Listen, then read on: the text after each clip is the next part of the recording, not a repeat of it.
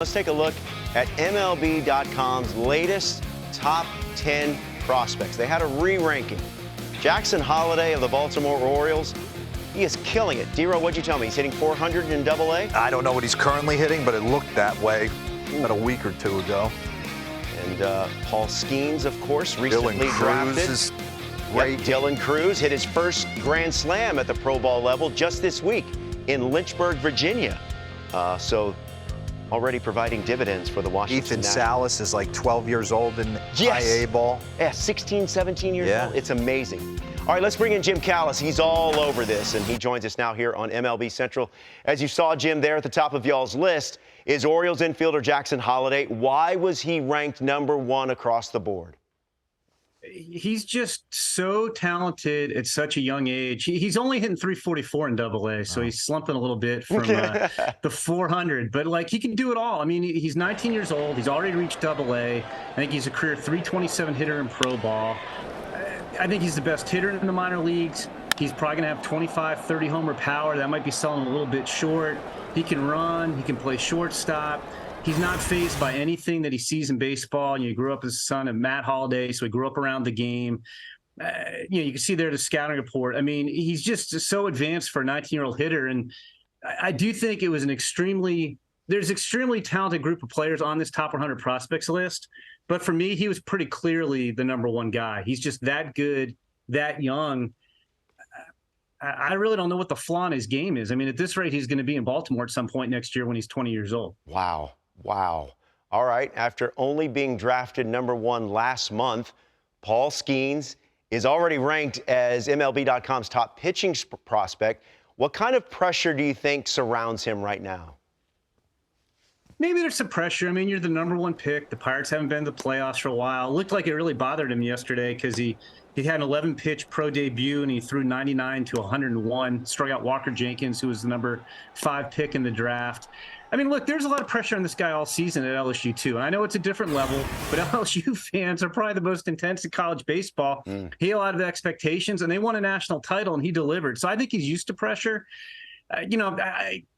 He's so talented, too. I mean, I'm just going to talk about how talented all these guys are in this segment. But, like, going into the draft, he's basically the best draft pitching prospect since Steven Strasburg. Those are probably the two best draft pitching prospects in draft history, going back to 1965. And I think he's so talented. I mean, maybe there's pressure, but when you could throw 99 to 100 and you've got a wipeout slider and you flashed a well above average changeup at the College World Series and you dominate pretty much every time you go out, it kind of takes care of the pressure. I think he's going to be fine. We began this segment showing that list of the re-rank of your top 10. We already saw Skenes and Dylan Cruz just recently drafted. In fact, each of the top 5 picks taken in this year's draft back in June, all ranked within the top 16. When was the last time that happened? It's never happened. And I think that's just a testament to how deep this draft was, especially at the top. And we talked about all spring about how, the two guys at LSU, Skenes and Cruz, and then Wyatt Langford at Florida, who's number 13 on the top 100, and the two high school kids, Max Clark's 15. He's with the Tigers. Walker Jenkins, they're 16 with the Twins. He had to run into Paul Skenes yesterday. We talked about how in a normal draft, any one of these guys would have been probably the runaway favorite to be the #1 overall pick. And it just speaks to how talented that draft class was. And these guys are individually. We're going to probably see most of these guys at the Futures game next year. And probably see Paul Skenes and Cruz and Wyatt Langford in the big leagues. It wouldn't shock me if they were in the big leagues by the end of next year. Now, we mentioned him earlier. He's just 17 years old. Padres prospect Ethan Salas, ranked as MLB's #5 overall prospect. He's just 17, but how soon could we see him in the big leagues? Yeah, it's crazy how good he is. He's not just 17. He turned 17 in June, so he began the year at 16. He just got promoted to high A, top international prospect in this year's international class. I mean, it could be plus hit, plus power, plus defense, plus arm.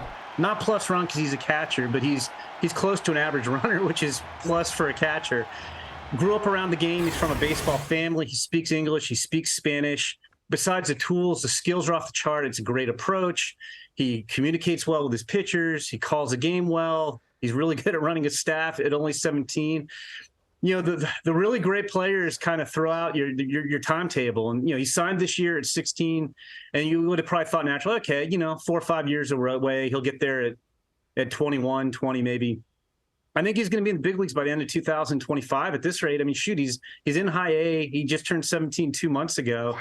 I think it's going to be hard to hold this guy back. So I would think maybe by the end of 2025, I think he 19? plays in the big leagues as a teenager. Is that as a teenager. Wow. Yeah, I think he plays in the big leagues as a teenager. That's Pudge Rodriguez stuff right there. Jim, was his dad originally signed by the Braves? Is that who?